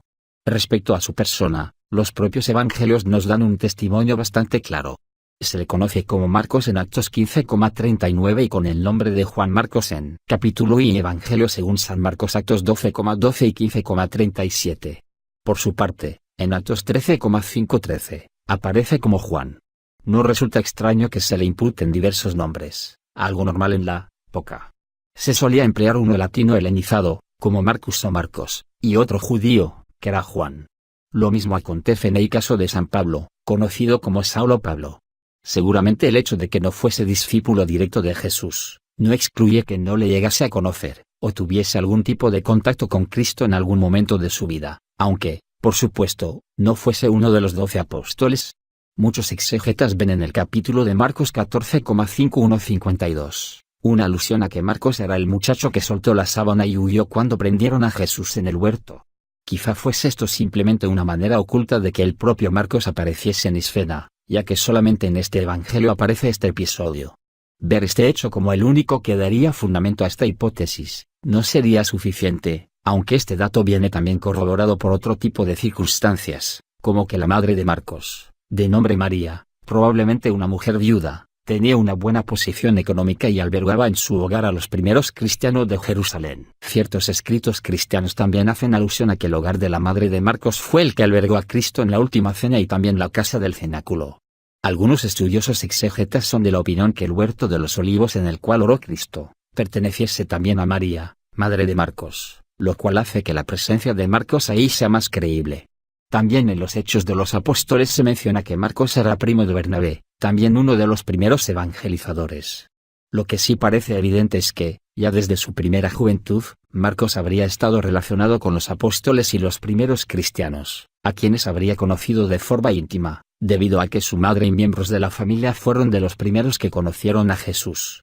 Resulta pues, lógico, que Bernabé entusiasmase a su primo Marcos para que le ayudase a extender el evangelio junto a él bajo la tutela de San Pablo. Marcos acompañó a Bernabé, y también en compañía de Pablo, fueron a Jerusalén para recabar la primera colecta con destino a los fieles de la iglesia 2. Posteriormente Marcos volvió 1 Hechos, 12,12. 2 Infdem, 12,25. Con ellos a Antioquía de Siria. Más tarde, Pablo y Bernabé emprendieron su primer viaje de misión llevando como ayudante a Marcos. A partir de este momento, como ya se menciona en el capítulo dedicado a los Hechos de los Apóstoles, parece ser que Marcos, cuando realiza la primera evangelización en Chipre, no se sentía con ánimos de seguir adelante en aquella empresa, por lo cual abandona a los apóstoles regresando a casa. Pablo se siente disgustado por la actitud de Marcos, y una vez que se planeó el segundo viaje, Bernabé signo de interrogación abierta quiso que su primo Marcos les acompañase de nuevo, a lo cual San Pablo se opuso por haber actuado de semejante manera en la primera misión. Hasta tal punto se produjo una tensión entre ellos, que Pablo y Bernabé se separaron, aceptando de nuevo Bernabé a Marcos como ayudante para visitar, posteriormente, las comunidades de Chipre según aparece en Actos 15,36-39. La actitud de Marcos no procedía de debilidad alguna por su parte, sino simplemente por falta de experiencia al comienzo de su labor apostólica, probablemente por su juventud en aquella época. Más tarde, cuando se une de nuevo a Bernabé, ya nunca más deja el ministerio y 10 años después, le encontramos en Roma ayudando a San Pedro en calidad de intérprete, todo lo cual resulta muy lógico, porque cuando Pedro es liberado el ángel de la prisión, se dirige precisamente a María, madre de Marcos. La íntima relación entre Marcos y Pedro se puede ver en el hecho de que el príncipe de los apóstoles se dirige al evangelista con el calificativo de hijo. Es importante señalar que Marcos fuese conocido como intérprete de San Pedro en Roma, a causa de su misión posterior como redactor del Evangelio. Se puede indagar más sobre la vida de Marcos si nos remitimos a las epístolas de San Pablo, que arrojan más luz sobre el evangelista, y mencionan la posibilidad de que se quedase en Roma alrededor del año 62, según se relata en Colosenses 4,10, donde ayuda de nuevo a San Pablo a quien sirve de gran consuelo. Posteriormente, hacia el año 66, Pablo pide a Timoteo que venga con Marcos, pues le resulta de inestimable ayuda en la propagación hecho, y 3:6. 3 Hechos 12,11-17. Del Evangelio. Las primeras tibiezas de Marcos se convierten ahora en una profunda devoción y entrega a la causa del Evangelio. Vemos cómo ayudó a dos de los propagadores más importantes del Evangelio, San Pedro y San Pablo, en la ciudad de Roma, hasta convertirse en una de las herramientas más valiosas de ambos apóstoles. El hecho de que fuese intérprete hace pensar que hablaba muy bien el griego y el latín. De hecho, se puede comprobar que existen muchos latinismos en la redacción griega de su Evangelio. Todo este trabajo fue moldeando a Marcos como un perfecto instrumento para recibir la inspiración del Espíritu Santo en la redacción del segundo Evangelio canónico, convirtiéndole en un espejo ideal donde se reflejaron las enseñanzas de Pedro en la capital romana. Y se ha querido ver también en Marcos el ejemplo del cristiano que oye el sendero espiritual y se ve asaltado de flaquezas, no pudiendo seguir adelante por falta de inspiración, pero que, luchando espiritualmente con la oración, logra vencerse a sí mismo alcanzando las alturas espirituales más elevadas con su trabajo y posterior dedicación. Cuando Marcos tiene 50 años de edad, probablemente alrededor del año 66, no se tienen muchas noticias suyas, aunque las que existen tienen fundamento histórico. San Jerónimo, a finales del siglo IV en su obra Varones Ilustres, y Eusebio en su tratado Historia Eclesiástica, a mediados del siglo IV, afirman que, según una serie de tradiciones antiguas, Marcos fue el fundador de la iglesia de Alejandría en Egipto, cuya liturgia estaba asociada con el nombre de Marcos. Parece que existe otra tradición antigua basada en ciertos documentos del siglo I donde se afirma que San Marcos fue martirizado en un pueblo cercano a Alejandría conocido con el nombre de Bucoli y que, posteriormente, ya en el año 825, sus reliquias fueron trasladadas desde Alejandría a Venecia, ciudad que la adoptaría como patrono, y en la cual se erigiría la basílica que hoy lleva su nombre, San Marcos de Venecia.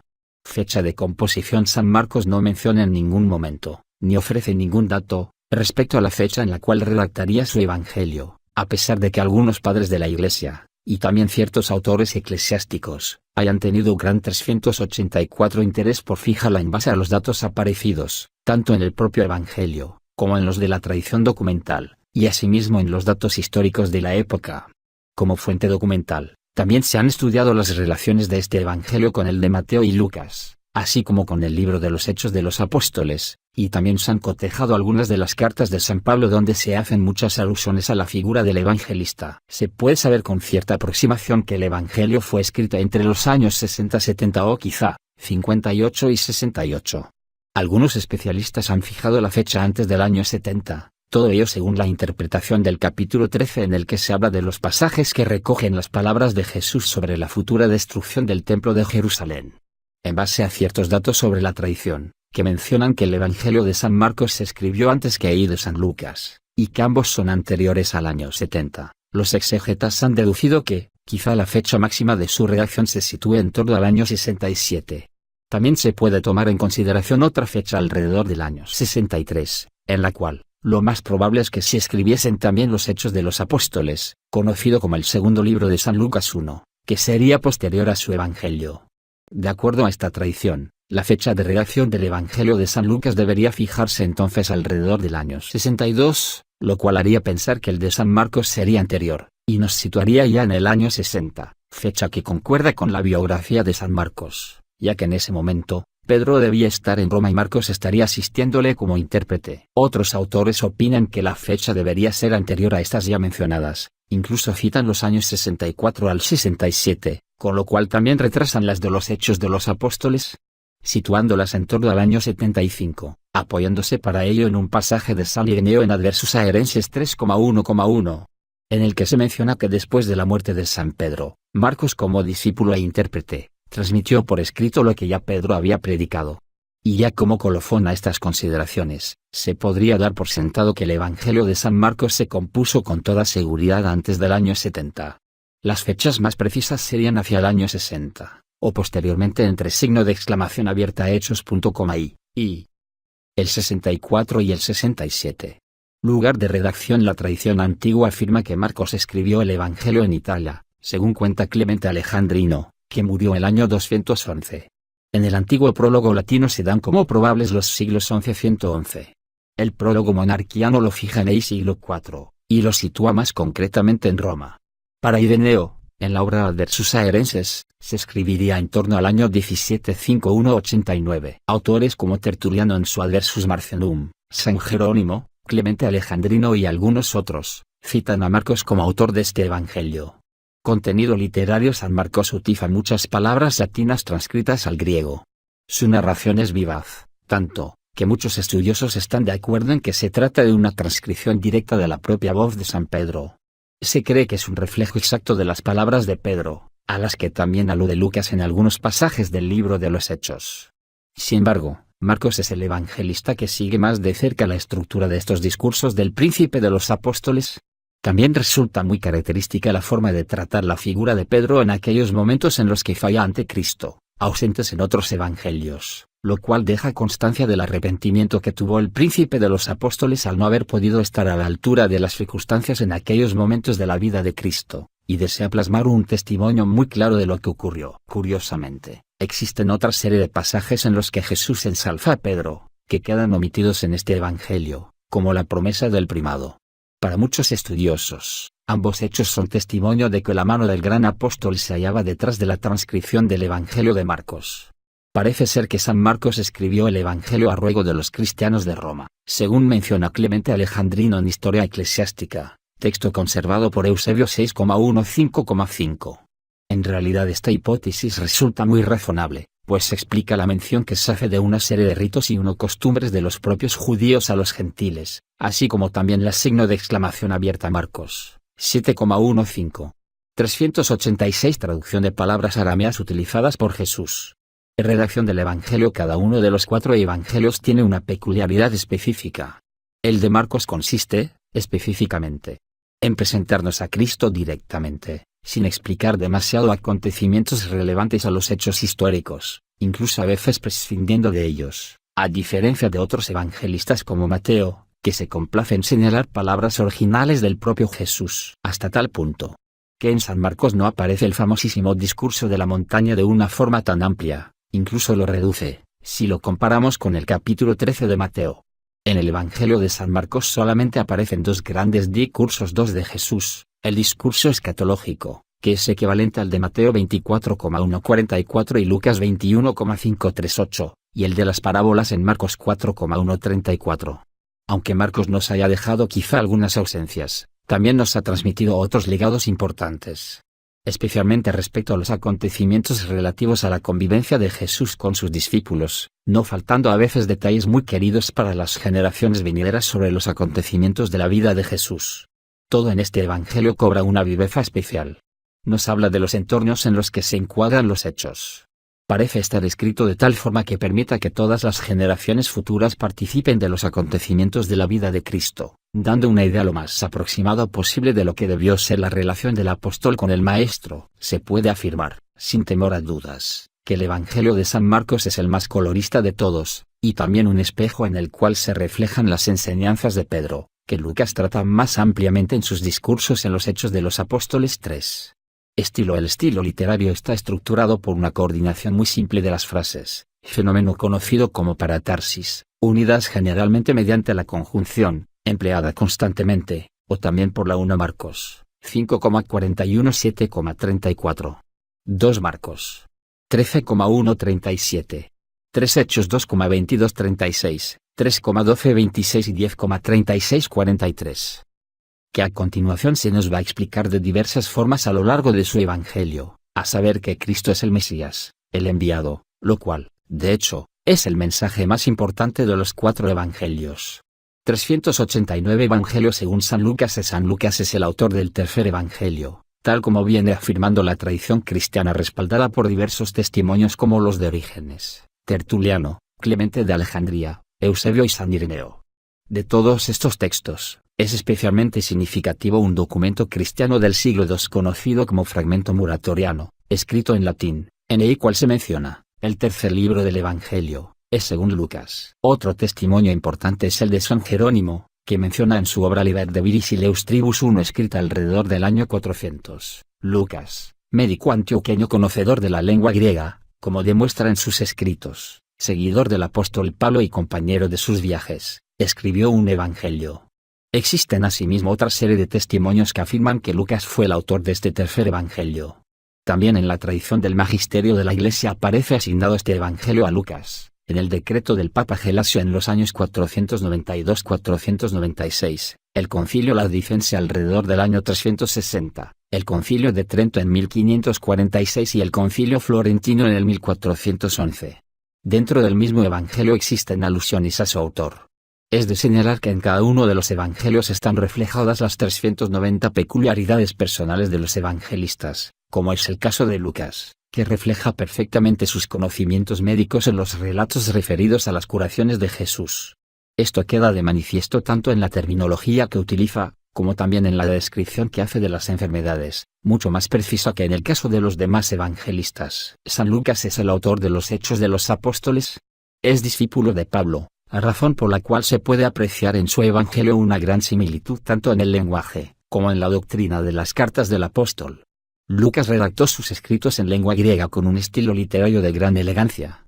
Datos históricos sobre Lucas. Se sabe que Lucas fue originario de Antioquía de Siria, como parece confirmarse en el libro de los Hechos de los Apóstoles, donde aparece como un gran conocedor de la iglesia de Antioquía. Es pues, gentil, y no judío, según explica San Pablo en el epílogo a la carta de los fieles de Colosas, cuando efectúa una distinción entre Aristarco, Marcos y Jesús, que son de la circuncisión, y Epafras de Colosas, Lucas y demás. No se sabe a ciencia cierta cuándo se produjo la conversión de Lucas, aunque probablemente fuese a una edad bastante temprana. Él no asistió personalmente a los acontecimientos de la vida del Señor, y el propio San Lucas, en su prólogo al Evangelio, se excluye directamente de todas aquellas personas que han sido testigo de la vida y milagros de Cristo. Lucas aparece en el libro de los Hechos de los Apóstoles acompañando a Pablo y narrando ciertos acontecimientos en primera persona del plural, incluyéndose en el libro entre aquellos que efectuaron estos viajes. Tal es el caso de su viaje con el apóstol a Macedonia para anunciar el Evangelio. Ahí, en esta región, exactamente en la ciudad de Filipos, Pablo y Silas son azotados, encarcelados, y se les arroja de la ciudad. Lucas, narrando estos hechos, sigue hablando en tercera persona. Más información sobre la vida de Lucas con los apóstoles aparece en esta misma tesis en el capítulo dedicado al libro de los Hechos. Veracidad del Evangelio de San Lucas de acuerdo a todos los estudios realizados, y también por los testimonios hechos. Y 6. Capítulo y Evangelio según San Lucas históricos. El Evangelio de San Lucas es atribuible a este autor. Información al respecto ya aparece en los libros canónicos más antiguos, de modo que en el siglo IV, en el Concilio de la Odisea, se ordena que se lean públicamente en la Iglesia únicamente los libros canónicos del Antiguo y Nuevo Testamento, entre los que se encuentran ya los 4 Evangelios. También tenemos un testimonio de los concilios de Hipona y de Cartago, que se atribuyen a finales del siglo IV. Fecha de la composición. La fecha de su transcripción escrita plantea, al igual que los demás evangelios, ciertas incógnitas. Parece probable que el Evangelio de San Lucas fuese escrito con posterioridad al de San Mateo y al de San Marcos. Al mencionar Lucas su Evangelio en el prólogo del libro de los Hechos de los Apóstoles, es evidente que su libro es anterior al de los Hechos. Por su parte, el final del libro de los Hechos es una clave determinante para describir la situación en la que se encontraba San Pablo antes de ser liberado de su primera cautividad en Roma, todo lo cual es, quizá, un indicio claro del momento en el cual Lucas acabó la redacción del libro de los Hechos. A partir de estos datos podemos saber que, si bien la liberación de San Pablo de su primer cautiverio en Roma se produjo en torno al año 63, el Evangelio de San Lucas debió redactarse lo más tardar el año 62. O incluso a principios del año siguiente. Otros autores fijan la fecha de composición de este Evangelio entre los años 67 a 70. Contenido literario. El libro de los Hechos de los Apóstoles se considera la extensión del Evangelio de San Lucas. Muchos autores han considerado que estos dos libros en realidad forman uno mismo, y que el autor, independientemente de explicar los hechos de la vida de Cristo, prescinde en muchos casos, al igual que los demás evangelistas, de los entornos históricos para enfatizar el tema verdadero de la divinidad de Cristo y de la salvación. Lucas también desea explicar la continuidad de los hechos posteriores a la resurrección.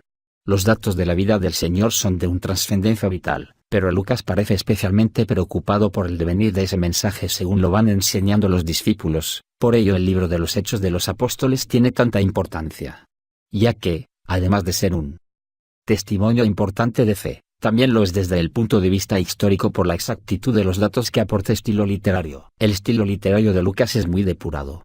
De acuerdo a San Jerónimo, utilizaba la lengua griega con una perfección mucho mayor que los demás evangelistas, y evitaba palabras y expresiones extrañas a la lengua griega procedentes del latín, del arameo y también del hebreo.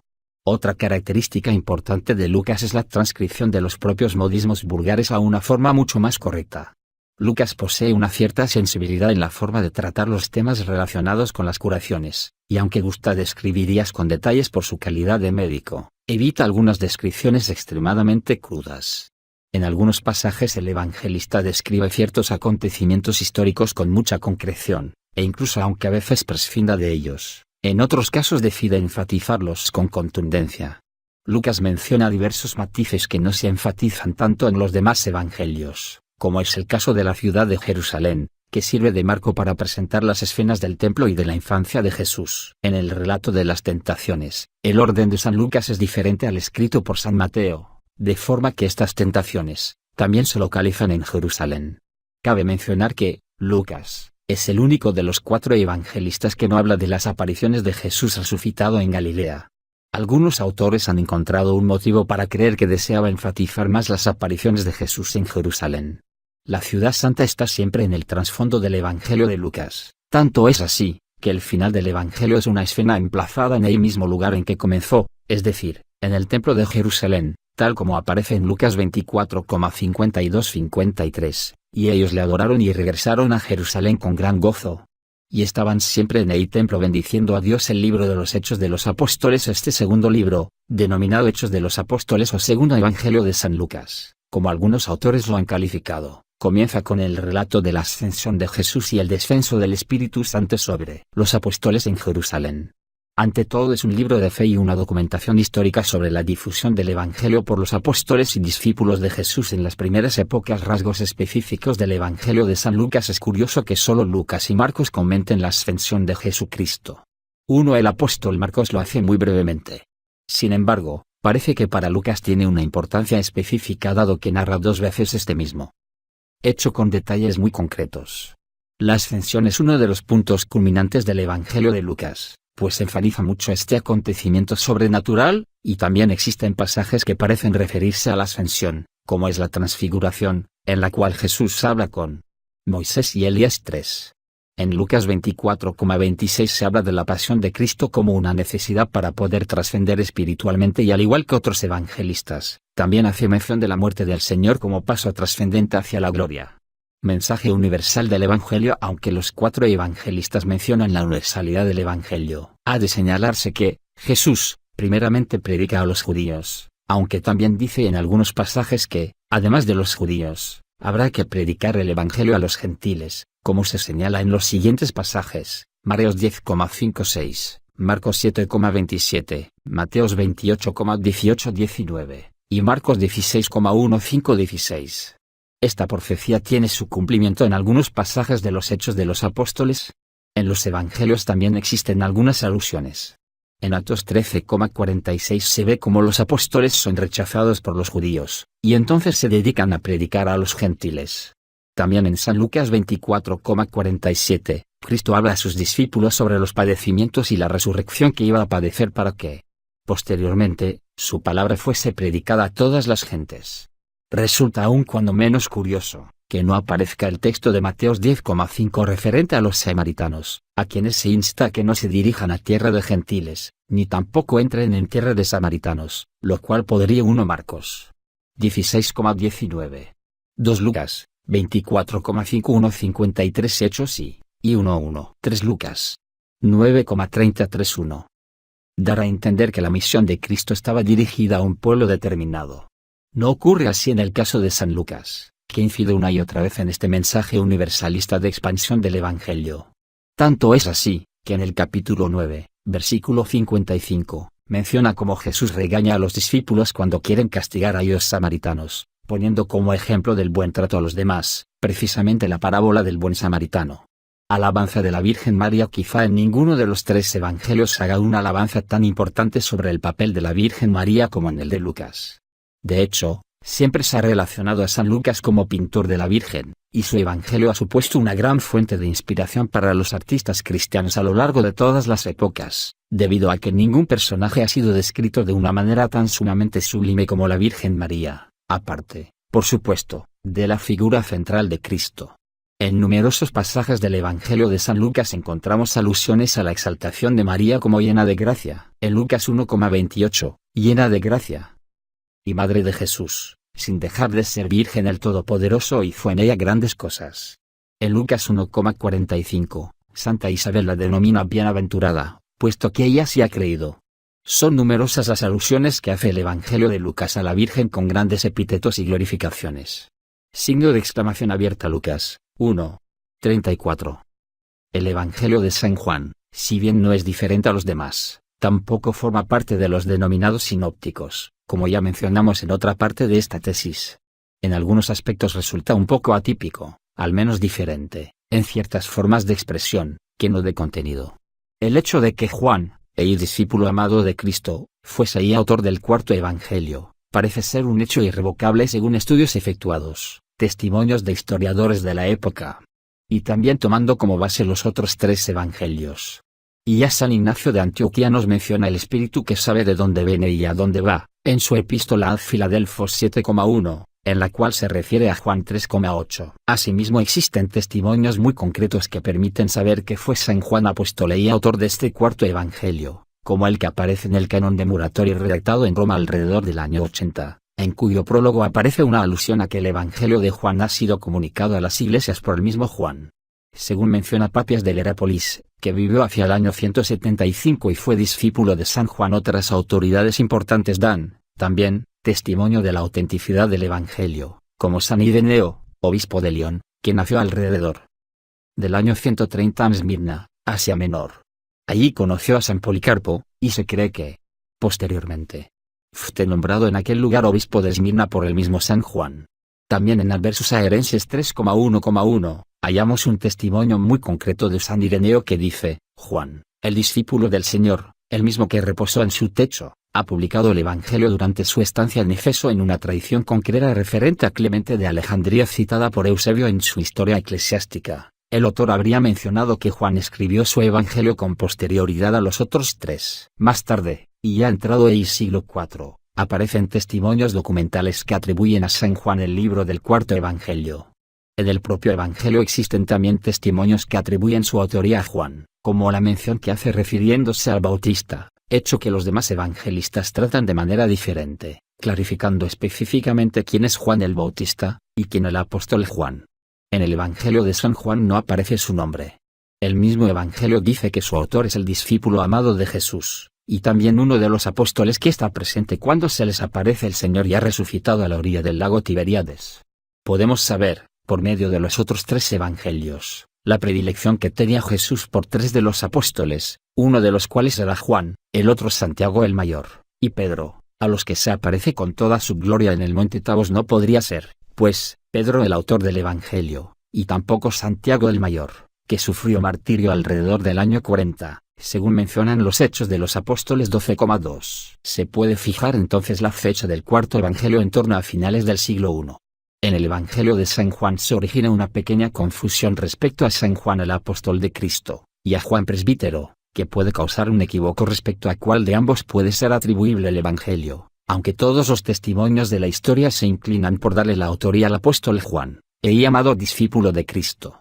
Particularidades del Evangelio de Juan respecto a W.S. Riocos. Si bien en los Evangelios sinópticos encontramos referencias marcadas o no en el tiempo, cuya orden cronológico o sin él, en Juan nos adentramos en un relato diferente de marcado tinte esotérico. Según algunos expertos, este Evangelio ha sido, junto con el Apocalipsis, segundo libro de Juan, al igual que el de los Hechos o fue de Lucas, el preferido de los investigadores esotéricos, en el que se ha querido ver el relato de acontecimientos relacionados con los tiempos modernos a los cuales se referiría el apóstol. Libro de una complicada interpretación, su estudio presenta una gran dificultad de comprensión a la luz de la simple razón. El Apocalipsis, quizá el texto bíblico más complejo, parece ser una prolongación de lo que Juan quiso testimoniar en sus escritos evangélicos. Las claves que nos permiten acceder a la comprensión de los textos apocalípticos, y algunas de las alusiones del apóstol en su evangelio, quedan aún por desvelar. Muchos han sido los exégetas y estudiosos que han querido ver en el Apocalipsis una justificación de sus profecías e interpretaciones. Resulta evidente que Juan, por causas desconocidas, desea ofrecernos en su evangelio una presentación diferente de las enseñanzas de Jesús. Al principio de su relato el apóstol se remonta a unos niveles de entendimiento muy elevados. En su alusión al capítulo 1, versículo 1, alude al Verbo de Dios, y hace mención de que todos aquellos que tengan poder para recibir a Cristo, se convertirán en hijos suyos. Presenta una definición del significado de hijos de Dios que nos remonta a una comprensión muy madura de la verdad espiritual, hablándonos de una forma directa del Verbo que se hizo carne. En el Evangelio de San Juan, la obra de Cristo se desarrolla concretamente en Judea. También menciona el paso de Jesús por Galilea, tan aludido en los otros evangelios, centrándose mucho en las actividades de Jesús en la ciudad santa de Jerusalén. Los sinópticos solamente se refieren a la subida a la ciudad santa durante el ministerio público, cuando Jesús muere en la fiesta de la Pascua. Sin embargo, Juan menciona que Jesús fue, por lo menos, 3 veces a la ciudad santa de Jerusalén. En el Evangelio de San Juan, de las 29 alusiones que hacen los sinópticos a los milagros, solamente 2 aparecen en su Evangelio, y menciona otros 5 milagros propios. Tampoco se habla de acontecimientos que parecen vitales en los demás. 1 Juan 2.y3.23, 5,1, 6,4, 12,1, 2 Juan 2,111, 4,4654, 5,1 9,141, 11.3344. Evangelios, como es el caso de la institución de la Sagrada Eucaristía en la Última Cena y la Transfiguración. Sí menciona, sin embargo, el pan de la vida 1. En la pasión, muerte y resurrección, coincide plenamente con los evangelios sinópticos, aunque estos acontecimientos aparecen con una luz específica, con una interpretación propia que, en Juan, es la necesidad de exaltar al Hijo del Hombre, mientras que los evangelios sinópticos subrayan la necesidad de que el Hijo del Hombre sufra y padezca. Es como si Juan nos quisiera hablar de la gloria de Cristo, y no simplemente de la pasión dolorosa, sino de la pasión gloriosa. Los evangelios sinópticos hacen muchas alusiones al reino de los cielos, sin embargo, Juan solo lo menciona una vez. Tampoco cita otros acontecimientos que pudiesen hacer referencia a temas quizá menos trascendentales, como era el caso de ciertas observancias judías, pero sí gusta de subrayar temas trascendentales como la verdad, la gloria y la luz, muy poco aludidos en los 3 primeros evangelios. Muchos exégetas han tratado de dar diversas explicaciones respecto a la forma en que Juan trata la vida y obras de Jesús. Algunos han querido ver en Juan el más trascendental de los 4 apóstoles. Otra posibilidad que cabría es que, Juan, debido a su misticismo exaltado, quisiera dirigirse a aquellas personas capaces de entender ciertos acontecimientos desde una perspectiva más profunda, siguiendo ahí el ejemplo del mismo Cristo.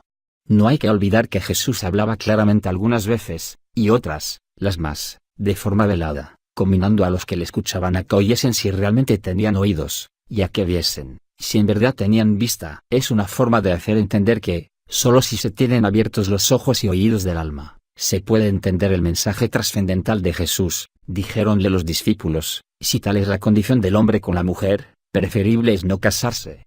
Él les contestó, no todos entienden esto, sino aquellos a quienes les ha sido dado. Porque hay eunucos que nacieron así del vientre de su madre, y hay eunucos que asimismo se han hecho tales dos por amor del reino de los cielos. El que pueda entender, que entienda. De lo contrario, si únicamente se utiliza el intelecto pervertido, no sé. 1 Juan 6,32-58. 2 Mareo 19, y 2. 399 podrán entender las enseñanzas y las parábolas. Esto os lo he dicho en parábolas. Llega la hora en que ya no os hablaré más en parábolas. Antes os hablaré claramente del Padre uno.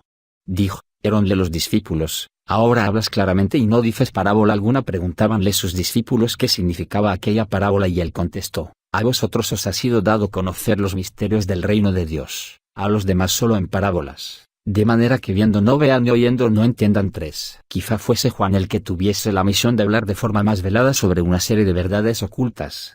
En el Apocalipsis, algunos exégetas han encontrado el libro clave para explicar ciertas verdades escatológicas que se desarrollarían a lo largo de los siglos.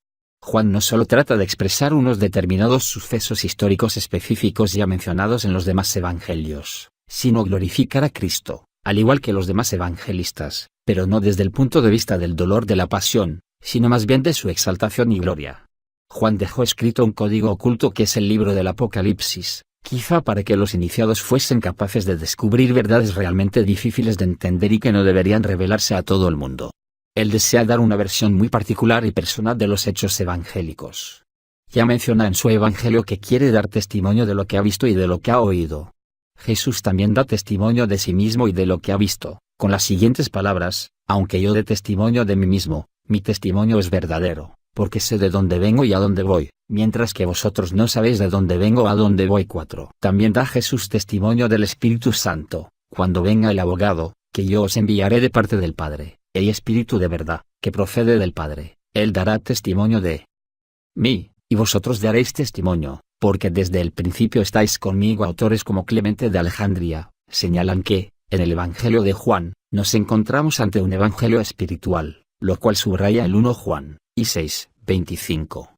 2 Juan, 16, 29. 3 Lucas, 8, 9, 10.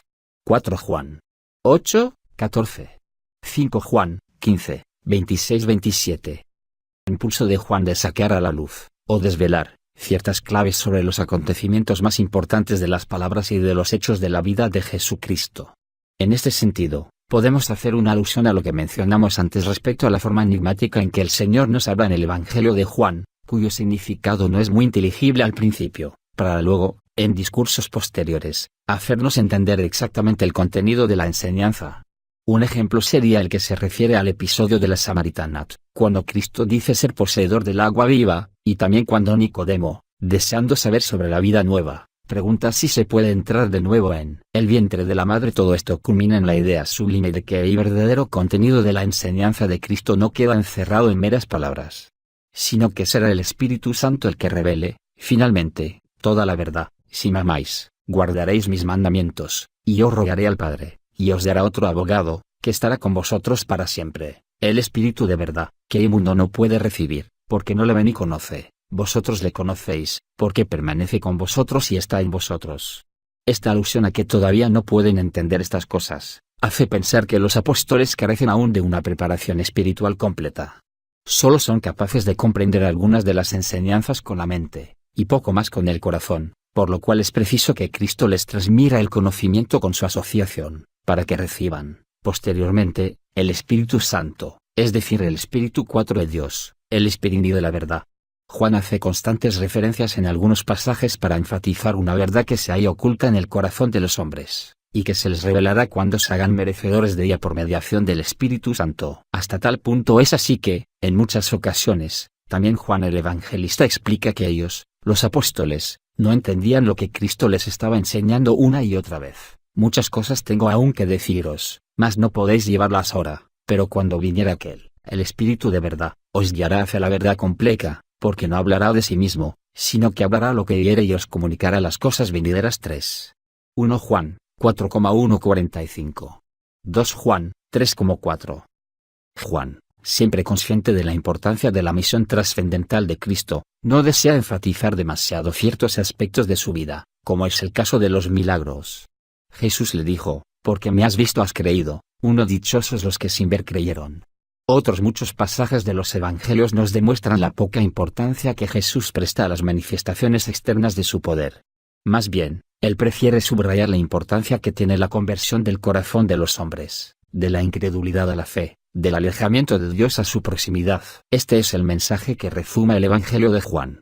El apóstol siempre quiere dejar constancia clara de todo lo que ha testimoniado, ha visto, ha tocado, y ha sido fiel testigo. Breve sinopsis biográfica de San Juan. En los 3 evangelios sinópticos encontramos numerosas alusiones a Juan, que nos han permitido conocer detalles concretos de su vida.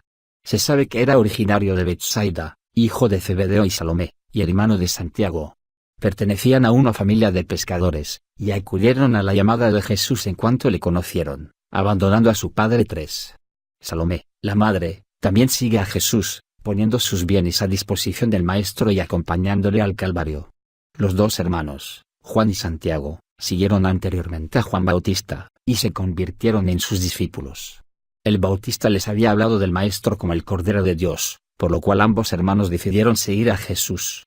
Posteriormente, y tras haber continuado con sus faenas de pescadores por algún tiempo, se unen a Jesús definitivamente para convertirse en 2 del grupo íntimo de los 12. La juventud y el apasionamiento de Juan y Santiago fueron de causa de numerosas reacciones vehementes con aquellas personas que no aceptaban al Maestro. Sin embargo, el amor que profesaban a Jesús, fue ejemplar. Tantas debieron ser las muestras de afecto y lealtad hacia el Maestro, que el propio Juan se cita en su Evangelio como el discípulo amado. Prueba de este lazo de amor es el hecho de que Juan sea el único de los discípulos varones de 6 Juan. Y 6, 12-13. 1 Juan, 20, 29. 2 Juan, 1.14, 19. 35. 3 Marcos, 1,2. Jesús que está al pie de la cruz consolando a María la Virgen. También en el pasaje de la última cena, cuando Jesús atestigua que va a ser entregado. Juan, colocando su cabeza sobre el pecho del Maestro, le pregunta quién le iba a traicionar. Por su parte, Jesús, pone una gran confianza en su discípulo cuando le encomienda el cuidado de su propia madre durante su crucifixión. La relación entre San Juan y San Pedro es, asimismo, muy estrecha. Numerosos pasajes de los evangelios nos citan a ambos apóstoles realizando tareas muy importantes, como la preparación de la cena. También en su evangelio, Juan rememora cómo él corrió más que Pedro llegando antes al sepulcro del resucitado. 2. Asimismo, fue Juan el que reconoce a Jesús resucitado cuando se aparece a los discípulos a la orilla del lago diciendo, es el Señor. Es este un momento muy importante, pues Jesús hace una alusión a la muerte de Juan, a instancias de Pedro, cuando le pregunta sobre la suerte que correría él. apóstol. De esta forma acaba el cuarto evangelio, resaltando la importancia de los personajes apostólicos más relevantes, San Pedro y San Juan.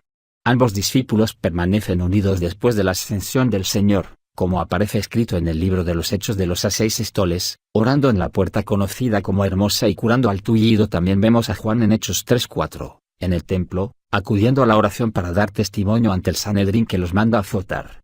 Posteriormente, aparece en Samaria dando la confirmación a los ya convertidos por el diácono Felipe 6:7 y más tarde le encontramos en Jerusalén, donde se relacionó con San Pablo. En la última parte de su vida, según la tradición, vivió en Éfeso, de donde fue trasladado a Roma en tiempos del emperador romano Domiciano. Fue condenado a morir en una caldera de aceite hirviendo de la cual salió ileso, muriendo sus ejecutores. Más tarde fue relegado a la isla de Patmos donde redactó el libro del Apocalipsis o de la Revelación, para más tarde volver de 1 Lucas, 22,8. 2 Juan, 20,393 Juan, 21,2023 4 Juan, 21,2023 5 Hechos, 3,26 Hechos. Nueva Efeso donde moriría a una edad muy avanzada, siendo gobernador el emperador Trajano. Fue en esta misma ciudad donde escribió el Evangelio en una fecha no determinada. Plan del Evangelio. El Evangelio de San Juan difiere en su contenido y estructuración de los otros tres, conocidos como sinópticos. Coincide solamente en 4 pasajes bien diferenciados: la entrada triunfal en Jerusalén, la unción de Betania, la expulsión de los vendedores del templo, la pasión y la resurrección. El tratamiento literario de los textos es, en el Evangelio de San Juan, totalmente independiente de los sinópticos, coinciden perfectamente en el contenido, pero no en la redacción. Rasgos específicos del Evangelio de San Juan a diferencia de los Evangelios de Mateo y Lucas, que comienzan con una estructuración de los sucesos a partir de la infancia de Jesús. Parece que Juan desea remontarse por encima del acontecimiento puramente histórico para entrar de lleno en el testimonio de la verdad del Verbo. Nos 4 lleva primeramente al origen del Verbo y su relación con Dios, para luego decirnos que Jesucristo encarnó ese Verbo divino.